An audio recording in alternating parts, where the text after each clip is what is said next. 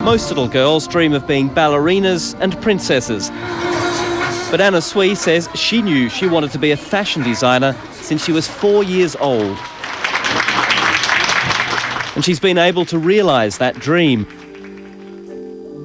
What started out as a small homegrown fashion label launched out of her New York City apartment in 1980 is now a business turning over hundreds of millions of dollars a year.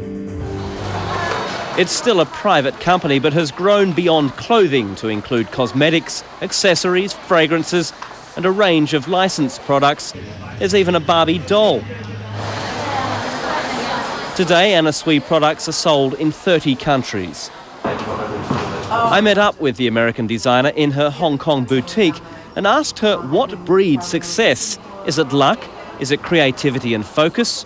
Or is it something else? Yeah, so that's right. I think it's a matter of timing, too. I think you have to be in the right place at the right time and understand that and know that when it's your time and how you react to it and how you respond to it. There was one moment when I realized that it was really the right time. I went to the Paris fashion shows for the first time, and we happened to be going to a Gaultier show with Madonna. And when she took her coat off, she looked at me, she said, "Anna, I have a surprise for you." And she was wearing my dress.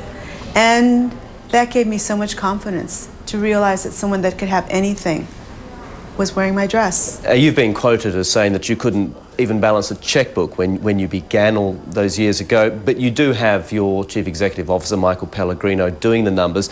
But how important is it for someone like you to understand the business side of what's going on? Well, I think that in the beginning, I kind of just wanted to do the clothes that I wanted to do. And little by little, you realize that you have to analyze how it did and what sold and what people are asking for and what is it that your strengths are and what your weaknesses are, and learn to balance those things out. Do you think people are born to be good business people, or do you think that you can actually learn how to do it? I think in my case, I kind of learned it. I think that I never intended being a business person. I wanted to be a fashion designer. I thought I was going to be, sketching pretty dresses and going to lunch every day. And it hasn't turned out that way. So why did you choose to become more involved in business when you could have, I guess, stayed very much just on the creative side of things?